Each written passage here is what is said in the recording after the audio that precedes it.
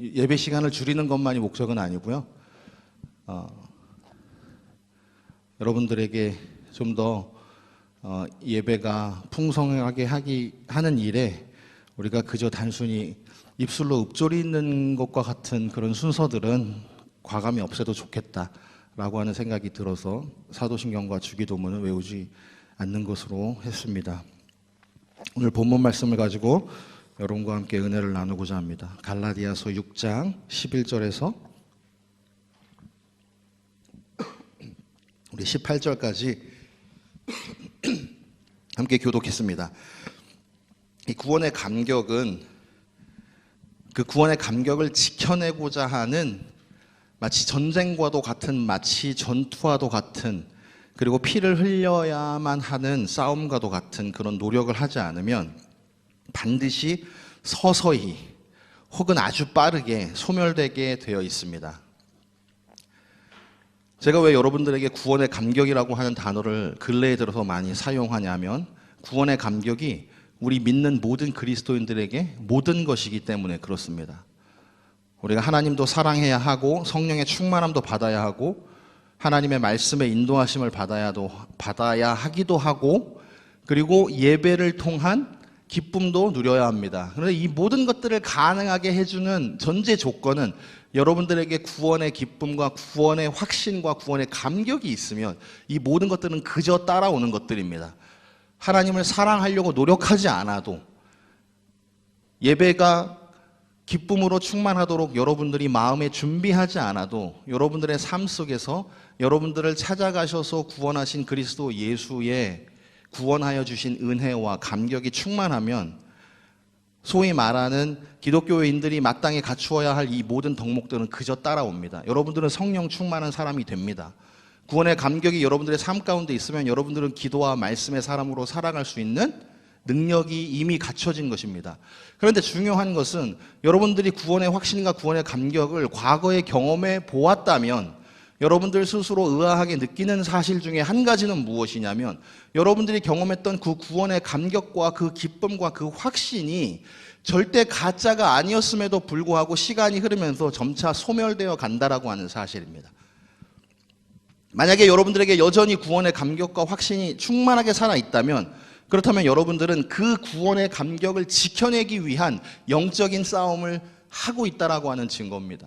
그런데 대부분의 그리스도인들은 구원의 감격을 누리는 삶 가운데로 나아가지도 못하고 여러분들이 제 말에 동의하는지 동의하지 않으실런지는 모르겠지만 많은 그리스도인들 중에서 소위 자기 스스로를 기독교인이라고 자신의 종교적인 정체성을 말하고 있는 많은 사람들 가운데서 정말로 구원받은 사람들이 몇 명일까에 대해서 저는 매우 비관적인 확신을 가지고 있습니다. 매우 비관적인 숫자일 것이라고 저는 감히 말씀드리고 싶습니다. 그런데 그 비관적인 그 숫자, 우리가 생각하는 것보다 훨씬 더 적은 사람만이 구원의 감격을 누리는데 그 구원의 감격을 누리는 사람들 중에 상당수도 그 구원의 감격을 지켜내지 못하고 점점 사라져가는 것을 지켜본다는 겁니다. 스스로 안타까워합니다. 다시 회복하고 싶어합니다. 그렇지만 뜻대로 되지 않아서 영적인 고민과 갈등에 빠져있는 친구들이, 그런 성도님들이, 그런 형제와 자매들이 많이 있습니다. 그래서 사도 바울은 이 영적인 삶을 살아가는 것, 이 믿음의 삶을 살아가는 것, 그리고 사도 바울이 반복적으로 말하고 있는 그리스도 예수 안에 머무는 사람으로 살기 위한 우리의 노력이 마치 하나님의 전신갑주를 입고 전쟁터에 나아가야 하는 사람이다라고 비유할 정도로 완전 무장을 하고 전쟁터에 나가야 하는 로마 군사와도 같은 자세로 우리가 이 세상을 살아가야 한다라고 비유하고 있는 것입니다. 그래서 에베소서 6장에서는 하나님의 전신갑주라고 하는 말을 2번이나 강조하면서 로마 병사들이 착용하고 있는 그 완전 무장을 우리도 영적으로 갖추어야 한다. 믿음의 방패를 가져야 하고 의의 호심경을 갖고 있어야 되고 하나님 말씀에 거움을 쥐고 있어야 한다. 그런 전투하는 심정으로, 전쟁하는 심정으로 이 세상에서 내 믿음과 내 구원을 지켜내지 않는다면 우리가 지금 갖고 있는 그 구원의 확신도 점차 사라져갈 것이다 라고 하는 것이 사도 바울의 지적이고 경고입니다. 그리고 실제로 그러한 일들이 우리의 신앙생활 안에서 얼마든지 일어나고 있습니다. 우리가 지금 현재 갈라디아서의 가장 마지막 구절을 함께 묵상해 보았습니다. 갈라디아서는 사도 바울이 갈라디아에 있는 교회들에게 보낸 편지입니다. 갈라디아 교회 성도들은 자기의 목숨을 걸고 예수님을 믿겠다고 작정한 사람들이었어요. 성령 충만도 경험했던 사람입니다. 심지어는 그들 가운데 몇몇은 십자가에 죽으신 예수 그리스도를 직접 목격한 사람도 있습니다. 우리가 갖고 있는 우리의 확신 이상의 신앙의 충만함이 있었던 사람이라는 것이죠. 우리보다 더하면 더했지 못하지 않았던 사람들입니다. 그런데 사도 바울은 그 갈라디아에 있는 그 성도들을 향하여서 너희들이 성령으로 시작하여서 육체로 마치려고 하느냐 이 어리석은 것들아 라고 갈라디아서 2장에서 그들을 책망하고 있습니다. 그들의 성령 충만이 그들의 예수 그리스도를 향한 그 신앙의 고백이 그리고 유대교에서 기독교로 개종하기까지 온갖 차별과 핍박을 감당해 내겠다고 다짐하면서 교회를 개척하였던 그들의 믿음이 성령으로 시작해서 육체로 마치려고 하고 있다는 것입니다. 근데 우리는 이런 충만한 믿음을 갖고 있었던 사람조차도 얼마든지 믿음을 잃어버리고 구원의 감격을 잃어버릴 수 있구나라고 하는 사실을 의아하지 않게, 당황스럽지 않게 받아들일 수 있습니다. 왜냐하면 우리의 신앙생활에서 얼마든지 일어나고 있는 일들입니다. 사도 바울은 갈라디아 교회의 이 성도들이 성령으로 시작하여서 육체로 끝마치려고 하는 어리석은 사람이 되어가고 있다라고 경고하고 있는 두 가지 이유를 말하고 있습니다. 너희들이 예수 그리스도가 십자가에 죽으신 것도 목격하였고 그분이 부활하신 사실도 믿었고 그래서 성령이 내려와서 너희들 가운데 충만하게 임재하는 것을 너희들이 다 경험하였다. 심지어는 너희들 가운데 기적을 행하는 사람도 있었다. 그런데 너희들이 지금 변했다. 육체로 마치려고 하는 사람처럼 내 눈에는 보인다라고 말하고 있는 것입니다. 그렇게 말했던 첫 번째 이유는 무엇이냐면 그들이 십자가의 박해를 모면하려고 한다는 것입니다. 유대인으로 살다가 기독교인이 된다라고 하는 사실이 이때 당시에 유대인이었던 그리스도인들에게 얼마나 심각한 사회적인 차별과 박해의 이유가 되었을까라고 하는 점을 우리가 생각해 볼 필요가 있습니다. 지금 우리처럼 종교의 자유가 주어져 있는 사회가 아니고 태어나면서 한 인간에게 너의 종교는 이것이다라고 이름이 지워지는 그러한 시대가 이때 당시 시대였습니다. 우리는 태어남과 동시에 우리의 종교가 정해져 있지 않죠. 우리가 원하는 종교를 선택할 수 있고 우리가 원하지 않으면 종교를 갖지 않을 수도 있습니다.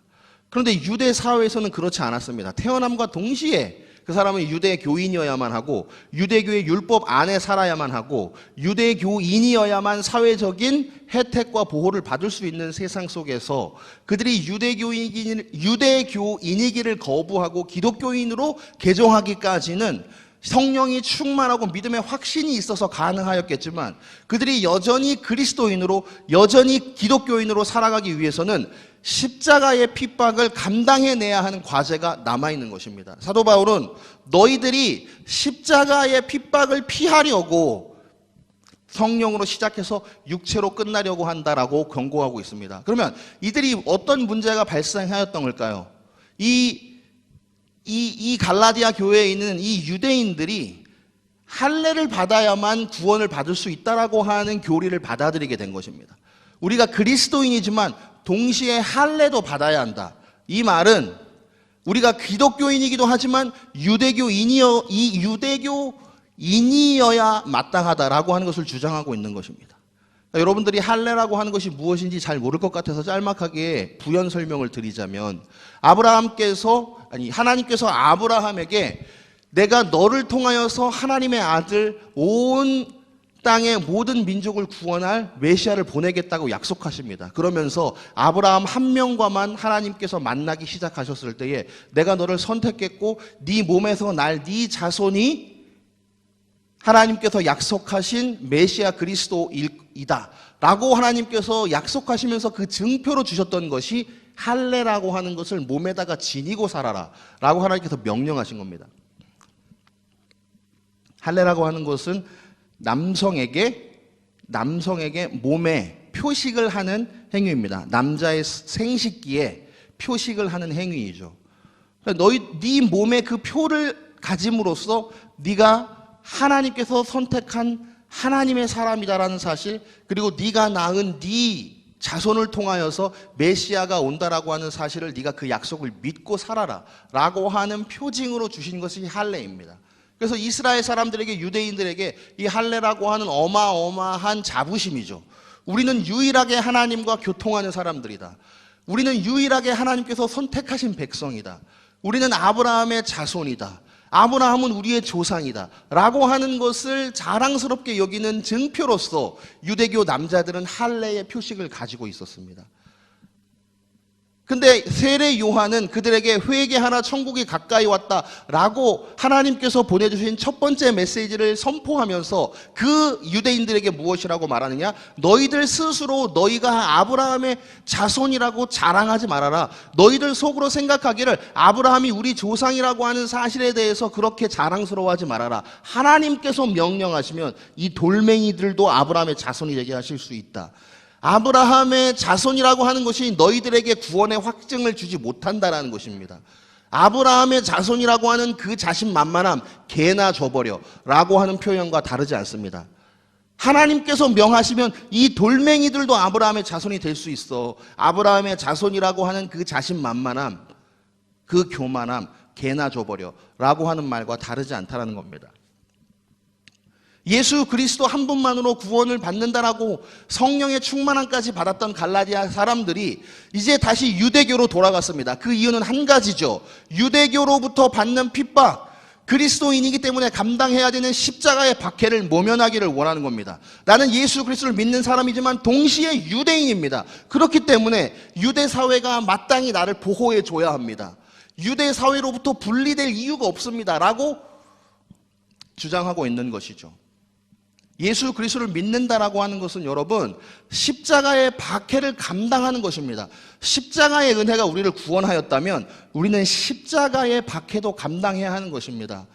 세상 사람들이 우리를 알아주지 않더라도 세상 사람들 가운데에 우리가 그리스도인으로 살아가는 일이 세상의 많은 차별과 조롱으로부터 직면하게 된다 할지라도 그것을 감당해내는 것이 구원받은 사람들의 삶입니다.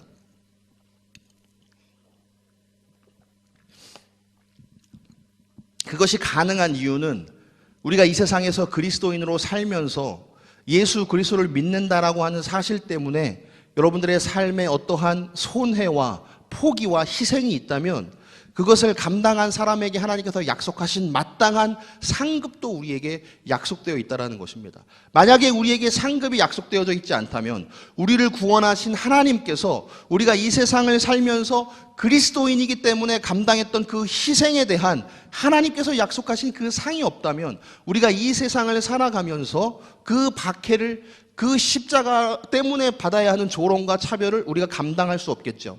그렇지만 우리는 그 십자가의 박해를 감당할 수 있는 사람이 될 수 있습니다. 왜냐하면 하나님께서 우리에게 약속하여 주신 십자가의 은혜에 이어지는 하나님 나라에서의 상급이 우리에게 약속되어져 있기 때문입니다. 여러분들이 모두 보셨을 거라고 생각되어지는 영화 중에 암살이라고 하는 영화가 있습니다. 암살이라고 하는 영화가 1,000만 명이 훨씬 넘게 본 영화니까 여기 앉아 계신 여러분들 중에 상당수는 아마도 보았을 것이라고 생각합니다. 저도 보았습니다. 이정재라고 하는 사람이 극 중에 어떤 인물이었는지 이름이 기억이 나지 않지만 원래는 독립투사로 시작을 하였다가 변절하여서 독립투사에게 독립투사를 일제에 밀고 하는 사람으로 변절됩니다. 그리고 자신이 일제에 충성을 다하고 있는 사람이라고 하는 것을 일제에 자신의 행동으로 보여줘야 하기 때문에 누구보다 앞장서서 독립투사를 밀고 하는 일에 열심으로 살아갑니다. 그리고 해방이 되고 독립이 되고 이정재는 재판정 앞에 서게 됩니다. 재판정을 나서서 밖에 나가고 있는 그 이정재를 향하여서 전지현이 총으로 쏘죠. 그러면서 전지현이 그 총에 맞으면서 비틀거리는 이정재를 향해서 물어봅니다. 왜 우리를 배신했냐? 너가 왜 우리를 배신했느냐라고 물어봅니다. 그때 이정재가 뭐라고 대답했는지 역시 여러분들 혹시 기억이 나나요? 이정재가 이렇게 대답합니다. 독립이 이렇게 빨리 될 줄 내가 어떻게 알았어? 이렇게 빨리 해방이 올 줄 내가 어떻게 알았어? 라고 대답합니다. 여러분, 그리스도 예수 앞에서 우리가 언젠가 심판받아야 합니다. 여러분들이 하나님 앞에서 하나님께서 우리를 이렇게 빨리 심판하실 줄을 내가 어떻게 알았어? 라고 변명할 수가 없습니다. 여러분들이 예수 그리스도를 믿는 사람이라면, 하나님의 은혜 안에 거하는 사람이라면 마땅히 이 세상에서 그리스도인으로서 감당해야 하는 십자가를 지고 가야 합니다. 그 십자가가 어떻게 보면 여러분들의 삶의 어떤 포기일 수도 있고 어떤 희생일 수도 있고 그 무엇이 될 수도 있겠지만, 여러분들께서 그 십자가를 감당하는 사람으로 살지 않을 때에 여러분들이 하나님 앞 심판대에 섰을 때 하나님의 심판이 이렇게 빨리 올 줄은 몰랐다라고 하는 그 변명은 하나님 앞에서 통하지 않습니다. 오직 하나님께서 약속하신 영원한 하나님 나라에서의 그 상급을 바라보고 이 세상에서 그리스도인으로서 감당해야 되는 그 십자가를 마땅히 지고 살아야 합니다. 사도 바울이 갈라디아 성도들에게 지적한 두 번째는 너희들이 육체를 자랑하려고 하고 있다는 것입니다. 우리가 갈라디아서 6장 13절을 읽어보면 사도 바울이 이렇게 말하고 있다는 것을 보게 됩니다. 할례를 받은 그들이라도 스스로 율법은 지키지 아니하고 너희에게 할례를 받게 하려 하는 것은 그들이 너희의 육체로 자랑하려 함이라. 이렇게 말하고 있습니다. 우리 한글 성경에서는 주어와 목적어가 일정치가 않고 명확하지가 않아서 누가 그들이고 너가 너희인지에 대해서 잘 구별이 가지가 않습니다. 근데 여기서 주어로 사용되고 있는 그들은 이미 할례를 받은 유대인들을 말합니다. 이미 할례를 받은 그 유대인들이 너희들에게, 여기서 말하는 그 너희들은 할례를 받지 않은 유대인이면서 그리스도인으로 개종한 사람들을 의미합니다. 너희들을 할례를 받도록 하는 이유는 아마도 할례를 받게 하면서 이렇게 설득했겠죠.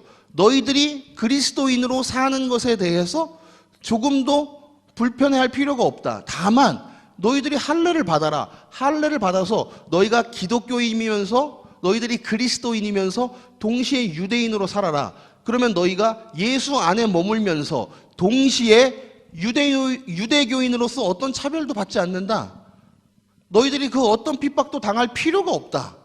라고 설득했겠죠. 그러니까 그리스도인이 아닌 이미 할례 받은 유대인들이 너희들에게 할례를 받으라고 말하는 것은, 너희들에게 할례를 받으라고 권유하는 것은 그들의 육체를 자랑하려 함이라는 거예요. 그들이 너희들의 육체로 자랑하려고 한다는 것입니다. 이게 무엇을 의미하느냐면, 할례 받지 않은 이 유대인들이 기독교인이었던 유대인들에게 할례를 받으라고 권유하면서 그들이 할례를 받는 사람으로 변화되면, 할례를 받는 사람이 되면, 그러면 우리들이 옳다라고 하는 사실, 유대교의 할례가 옳다라고 하는 사실이 이 사람들을 통해서 증명된다는 것입니다. 나는 유대인으로서 할례를 받은 사람이고 이것이 구원의 확증인데 너희들은 할례가 아니라 그리스도의 이름으로만 구원받을 수 있다라고 말하는구나. 그런데 그리스도의 이름으로만 구원받을 수 있다라고 하는 너희들의 주장이 이 세상을 살아가는 동안에 유대 사회에서 핍박을 당하게 되잖아. 그럼 그 핍박을 당하지 말고 너희들도 할례를 받아서 유대인이면서 동시에 그리스도인으로 살아. 그러면 너희들의 할례 받은 것이 우리에게 자랑거리가 된다라는 것입니다. 할례 받은 이 사실이 옳다라고 하는 사실이 너희들을 통해서 증명된다라고 하는 것입니다. 무엇을 의미할까요, 여러분? 이 세상과 타협하는 것이 하나님과 반하지 않는다라고 하는 사실을 여러분들에게 설득시키고 있는 겁니다.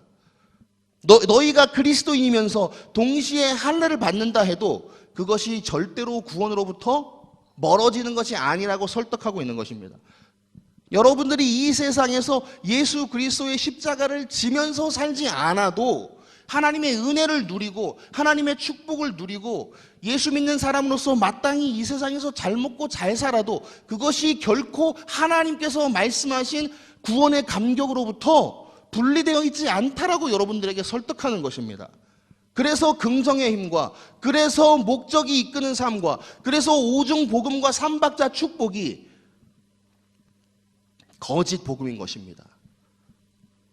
이 세상에서도 여러분들이 축복함을 누리고 얼마든지 이 세상에서도 여러분들이 원하는 삶을 여러분들의 뜻대로 살아가고 심지어는 하나님께서 여러분들의 그런 삶을 도와주시고 그러면서도 여러분들의 구원의 감격은 결코 소멸되지 않는다라고 말하고 있는 것입니다.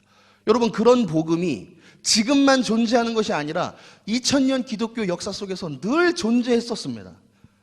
그리스도의 십자가만 따라가는 것이 오직 구원의 감격을 지키는 유일한 길이 아니다라고 하는 그 말을 말하려고 했던 사람과 지금 현재도 말하고 있는 사람들은 늘 존재했습니다. 목적이 이끄는 삶, 거기서 말하는 그 목적이 무엇인가요? 하나님께서 너를 축복하기를 원해. 너가 하나님을 의지해서 이 세상을 살아가면 하나님께서 네 삶을 도와주셔. 그것이 하나님께서 우리에게 원하시는 길이라고 성경은 말하고 있지 않습니다. 성경은 우리에게 네 십자가를 지고 그리스도 예수께서 걸어가신 십자가를 따라오라고 말하고 있습니다.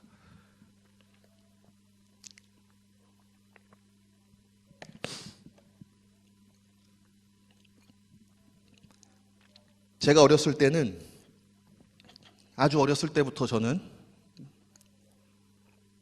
목사가 된다라고 하는 생각을 가지고 살았으니까 늘 제가 롤 모델로 생각했던 어떤 목사님들이 계셨겠죠. 나도 나중에 자라면 저런 목사님이 되고 싶다. 제가 중학교 그리고 고등학교를 지날 때에는 제이 목사님이 제 인생의 롤 모델이었습니다. 제가 그 목사님을 얼마나 좋아하고 그 목사님처럼 되고 싶었는지 그 목사님이 쓴 책들을 제가 다 읽었었습니다. 중학교, 고등학교를 지나면서. 그리고 저는 신림동에 작은 교회를 다니고 있었는데 9시 중고등부 예배를 마치고 10시가 되면 우리 동네에서 버스를 타고 1시간 떨어져 있는 그 교회가 있는 곳까지 가서 그 목사님의 설교를 들으려고 매주 그 교회를 갔습니다. 중학교 3년 동안. 제가 10시에 버스를 타면 그 교회 앞에 11시에 도착합니다. 그러면 11시 예배를 드릴 수 있어요. 근데 11시 예배를 드리면 그 장충체육관보다 더 큰 예배당의 가장 끝자리에 앉아서 설교를 들어야 하기 때문에 제일 앞에서 그 목사님 얼굴을 보면서 설교를 듣고 싶어서 제가 11시에 도착했지만 11시 예배를 드리지 않고 1시 예배를 드렸습니다. 2시간 동안 기다리는 거죠. 왜? 그래야만 제일 앞에서 그분이 설교하는 모습을 볼 수 있으니까. 근데 지금 그 목사님은 범죄자가 되었습니다. 제가 고등학생이었을 때에는 그 목사님이 아닌 또 다른 K 목사님이 저의 롤 모델과도 같았습니다. 이 K 목사님 같은 분이 돼야 되겠다. 빈민을 위해 평생을 바치신 이 목사님과 같은, 이것이야말로 십자가의 길이다. 이것이야말로 그리스도께서 원하시는 그리스도인의 삶이다. 목회자는 이렇게 살아야 돼. 그래서 그 목사님의 설교 테이프를 한국에서 구해서 그 목사님의 설교 테이프가 늘어질 때까지 30번, 50번, 많이 들은 것은 100번 들은 것도 있습니다. 매일 밤 그분의 설교 테이프를 들으면서 잠이 들었었습니다. 그 목사님 역시 지금은 권력을 쫓아서 정치권으로 빠져 있습니다. 제가 존경했던 또 다른 제이 목사님, 청년들에게 어마어마한 영향을 끼쳤죠. 어마어마하게 빠른 속도로 부흥하는 한국의 대표적인 청년 목회의 목사님 중에 한 분이었습니다.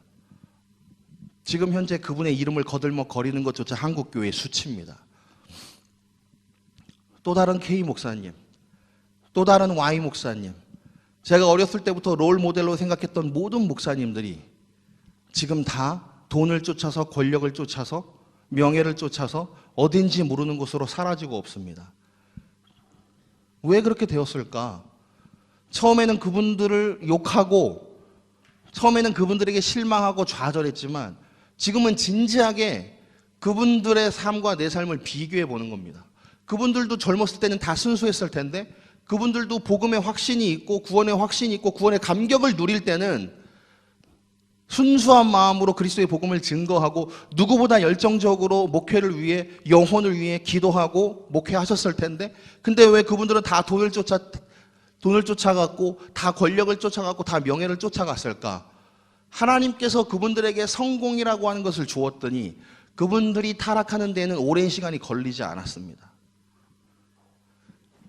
아무것도 없을 때에는, 가난하고 힘들고 아무도 나 같은 사람을 주목해 주지 않을 때에는 누구보다 신실한 그리스도인의 종으로 하나님의 복음을 증거하는 하나님의 귀한 종들이었는데, 그분들에게 성공이라고 하는 것이 주어졌을 때 그분들 모두는 다 하나님을 떠나서 자신들이 좋아하는 것을 쫓아갔습니다.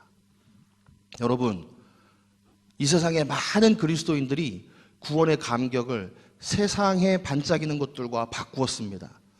많은 목사님들이 훌륭하게 목회하고 세상에 반짝이는 것, 세상에 좋은 것들과 그리스도께서 주신 구원의 감격을 맞바꾸었습니다.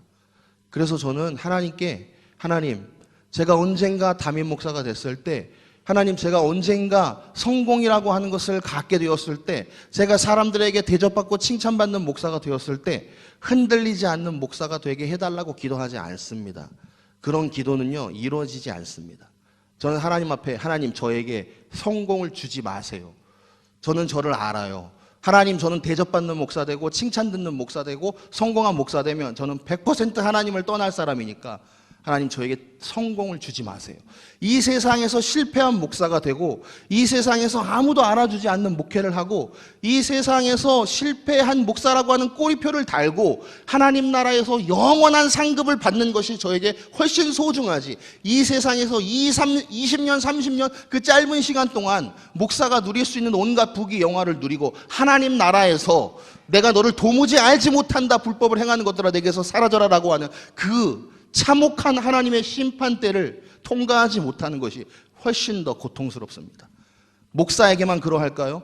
여러분들 구원의 감격을 마땅히 누리는 크리스천으로 살아야 합니다. 그리스도인들이 누릴 수 있는 가장 큰 은혜가 무엇인가요? 예수 믿고 복받아서 다른 사람들보다 더 성공하는 삶을 누리고 다른 사람들은 보지 못하는 놀라운 은혜를 이 세상에서 더 많이 누리고 더 많은 곳까지, 더 높은 곳까지 그렇게 누리면서 사는 것이 하나님께서 우리에게 약속하신 그리스도 예수 안에서의 축복인가요? 그렇지 않습니다. 하나님께서 우리에게 주신, 여러분들에게 주시는 가장 놀라운 은혜는 여러분들을 구원해 주셨다라는 겁니다. 여러분들이 지옥 가지 않는데요. 우리가 왜 미얀마에 가서 그리스도 예수께서 여러분들을 구원하신다라고 하는 이 사실을 말해야 합니까? 그들의 가난을 극복시켜줄 능력이 있어서입니까? 그들의 나라를 부강하게 만들어줄 수 있는 능력이 그리스도 예수 안에 있기 때문입니까? 아닙니다. 그리스도 예수의 이름에는 그들의 영혼을 지옥에서 천국으로 옮겨놓고 그들을 하나님의 심판대 앞에서 심판받지 아니하고 영원한 생명을 누리게 하는 능력이 있기 때문입니다. 그래서 로마서 1장 16절에서 사도 바울은 담대하게 선언하고 있는 것입니다. 내가 복음을 부끄러워하지 않는다. 로마 사회에서 복음은 부끄러운 것이죠. 누가 십자가를 자랑하나요? 지성이 있는 사회고 권력이 있는 사회고 돈이 다스리는 그 로마 사회에서 황제가 왕이 되고 많이 가진 사람이 성공한 사회가 되는 그곳에서 십자가에서 처절하게 죽은 예수 그리스도가 무슨 자랑인가요? 그 복음은 누구도 듣고 싶어 하지 않고 인간의 지성과도 반하고 인간에게 그 어떤 매력도 끌 수 없는 이름이고 그 어떤 매력도 끌 수 없는 메시지지만 사도 바울은 그 로마 한가운데서 외치고 있는 겁니다. 나는 복음을 부끄러워하지 않는다. 왜냐하면 이 복음에는 사람을 구원하는 하나님의 능력이 있기 때문이다. 사람을 구원하는 능력은 하나님의 이름, 예수 그리스도의 이름, 복음의 능력 안에만 있습니다. 복음의 능력이 여러분들에게 약속하는 축복과 은혜는 영원한 생명입니다. 구원입니다. 여러분 구원받아서 기쁨이 넘쳐보신 적이 있나요? 그래서 이 구원의 감격을 절대로 잃어버리지 않기 위해서 하나님 앞에서 몸부림치면서 말씀을 묵상하고 하나님 오직 이 은혜 안에 살기를 원합니다라고 간구하면서 하나님 앞에 눈물로 기도해 본 적이 있나요? 그 구원의 감격을 경험해 본 사람은 그 구원의 감격을 놓치지 않기 위해서 내 삶의 모든 집중을 그곳에 다 합니다. 그것이 구원의 감격입니다. 그 구원의 감격을 지켜내기 위해서 너희들 마치 완전 무장을 하고 세상에 싸우러 나아가는 사람처럼 살아야 한다고 사도 바울이 말하고 있는 것입니다. 너희들은 예수 그리스도의 이름을 조롱하지, 나는 너희들을 조롱한다 라고 사도 바울이 말하고 있는 겁니다. 사도 바울이 말하고 있는 14절의 말씀이 바로 그러한 말입니다. 그러나 내게는 우리 주 예수 그리스도의 십자가 외에 결코 자랑할 것이 없으니 그리스도로 말미암아 세상이 나를 대하여 십자가에 못 박히고 내가 또 세상에 대하여 그러하니라. 이게 무슨 말인지 한글 성경으로 혹은 영어 성경으로 읽어도 이게 무엇을 의미하는지 알아내기가 쉽지 않습니다. 이 말은 쉬운 말로 하자면, 너희들은 내가 십자가를 의지하여서 세상에 십자가를 증거하고 너희들이 십자가에 못 박혀 죽게 한 그 그리스도가 실패한 종교 지도자에 불과하다고 조롱하지, 나는 너희들을 조롱한다. 너희들은 심판이고 너희들은 지옥이고 너희들은 하나님 앞에 구원받지 못한 사람이다. 너희들이 나를 조롱하는 것처럼 나는 너희들의 성공과 너희들의 그 평화와 너희들이 이루어 놓은 이 화려한 것들을 조금도 부러워하지 않는다. 나는 너희들을 불쌍히 여긴다라고 말하는 것입니다. 너는 나를 불쌍히 여기고 나도 너를 불쌍히 여긴다. 우리가 세상을 향해서 이렇게 담대하게 말할 믿음의 준비가 되어 있나요? 세상을 향해서 너희들은 세상에서 성공하고 6기통 세단 타고 시간이 흐르면 흐를수록 더 많은 것을 누리고 더 높은 곳까지 올라가는 너희들의 그 삶을 나에게 자랑하지만 나는 오히려 너를 조롱한다. 그렇게 살면 지옥인데, 이 세상에서 너가 이룰 수 있는 모든 것을 다 이루고 너는 죽은 다음에 지옥인데, 여러분들이 살 수 있는 이 세상에서의 인생은 80년입니다. 혹은 90년입니다. 사람들에게 자랑할 만큼 오래 산다고 해도 100년입니다. 한번 생각해 보세요. 영원하신 하나님 앞에서 여러분들에게 주어진 100년이라고 하는 시간은 도대체 뭔가요? 영원하신 하나님 앞에서 여러분들이 성취한 100억이라고 하는, 1000억이라고 하는, 10억이라고 하는 그 재산은 도대체 뭔가요? 아무 의미 없는 숫자에 불과합니다. 그리스도 예수 안에서 이 세상에서의 그 성공들을 아무 의미 없는 숫자로 여길 수 있다면 세상은 여러분들을 조롱하고 여러분들은 세상을 조롱할 겁니다. 세상은 여러분들을 향해 말하겠죠. 영원한 것이 어디 있어? 천국이 어디 있고 지옥이 어디 있어? 하나님의 심판이 어디 있어? 라고 여러분들을 조롱합니다. 그때 여러분들은 움츠리지 않고 그들에게 동요되지 않고 똑같이 세상의 성공을 향해 살아가지 않고 그들을 향해서 담대한 믿음으로 말하는 겁니다. 너도 네가 볼 때 내가 부끄럽지. 너도 네가 볼 때 내가 세상에서 아무것도 아닌 사람처럼 보이지. 내가 볼 때는 네가 그렇게 보여. 너 이 세상에서 천년만년 살 것 같아? 하나님의 심판 없다고? 죽어봐야 알지. 죽은 다음에 너는 지옥이야. 나는 그분 앞에서 영원한 생명을 누려. 여러분, 담대하게 말할 수 있는 사도 바울처럼 네가 나를 조롱하는 것처럼 나도 네가 불쌍해 라고 말해야 한다는 것입니다. 사도 바울은 말하고 있죠. 내 몸에 예수의 흔적이 있다. 2020년 우리 용두동 청년교회가 예수의 흔적을 몸에 지닌 사람으로 살기를 원합니다. 여러분, 사도 바울은 내 마음속에 그리스도 예수의 사랑이 충만하다라고 말하지 않았어요. 내 마음속에, 내 생각 속에, 내 온 삶 속에 오직 그리스도 예수의 향기로 가득하다라고 말하지 않았어요. 내 몸에 예수의 흔적을 나는 지니고 있다. 절대로 상징적인 의미가 아니라는 겁니다. 내 몸에 정말로 예수 믿어서 핍박당한 흔적들이 있다는 겁니다. 채찍에 맞은 흔적과 매에 맞은 흔적과 돌팔매질을 당한 그 흔적이 실제로 사도 바울의 몸속에 상처로, 아픔으로, 고통으로 새겨져 있었습니다. 세상 사람들이 조롱하는 그리스도 예수를 증거하다가 누군가에게 매 맞고 돌 맞고 채찍에 맞았던 흔적이 사도 바울의 몸 곳곳에 남아 있었습니다. 절대로 상징적인 의미가 아니라는 것이죠. 그의 마지막은 목이 잘려 죽는 거였습니다. 그리스도 예수의 십자가를 증거하다가, 여러분, 예수 그리스도의 십자가, 예수 그리스도의 흔적을 몸에 지닌다라고 하는 것은 추상적이고 신학적이고 종교적인 그런 상징적인 의미가 아닙니다. 여러분들의 삶에서 실제로 그리스도 예수 때문에 손해보고 그리스도 예수 때문에 희생하고 그리스도 예수 때문에 양보하고 다른 사람들은 하지 않아도 되는 헌신도 기꺼이 감당하면서 사는 겁니다. 여러분들이 구원받은 사람이라면 그렇게 살 수 있습니다. 그렇지만 여러분들이 구원의 감격이 다 사라져버린 사람이라면 그렇게 살지 못하겠죠. 그렇다면 이 시간에 혹은 여러분들이 홀로 하나님 앞에 섰을 때 여러분들은 그분 앞에 간절한 마음으로 기도해야 합니다. 하나님, 내 구원의 감격을 회복시켜 주옵소서. 나를 구원하여 주옵소서. 나를 구원하셔서 이할림 목사가 말하는 그 구원의 감격이, 그 구원의 기쁨이, 구원의 확신이 내 삶에 넘쳐나서 나도 그리스도 예수를 위해 희생하고 헌신하고 포기하고 양보할 수 있는 사람으로 살기를 원한다고 하나님 앞에 눈물을 흘리면서 여러분 기도해야 합니다. 그 기도마저 할 수 없다면 저는 여러분들에게 더 이상 해줄 말이 없습니다. 그 기도마저 할 수 없다면 여러분들에게 기다리고 있는 것은 하나님의 심판이에요.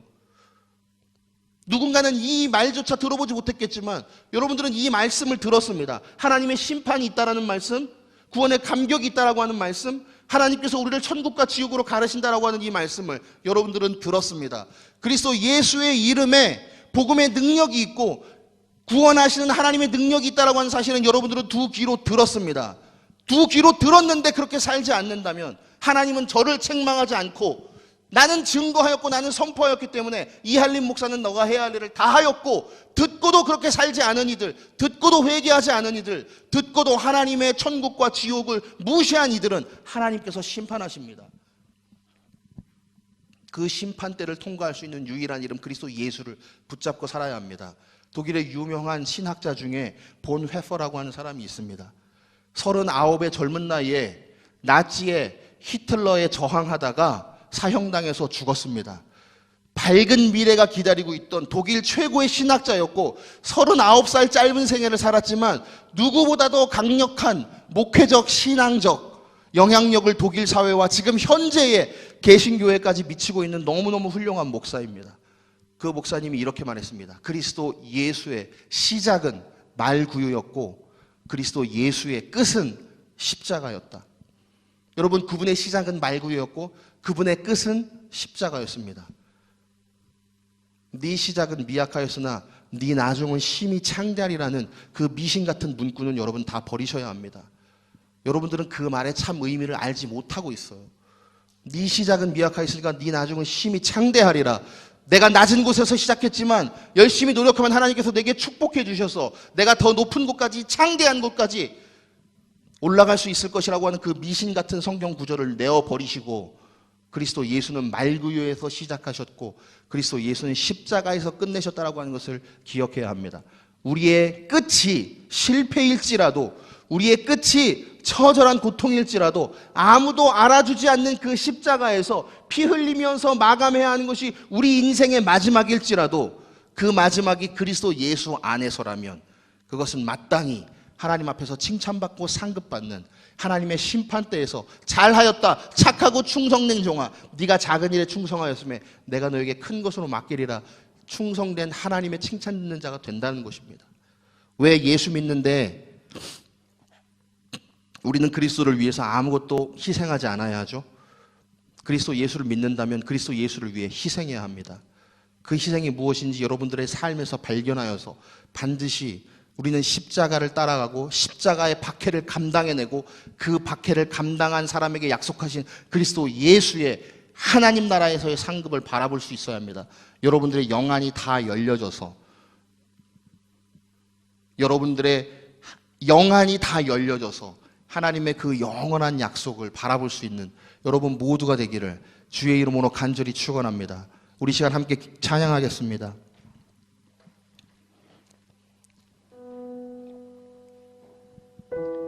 우리의 눈이 열려져서 그리스도 예수를 따라가는 사람, 하나님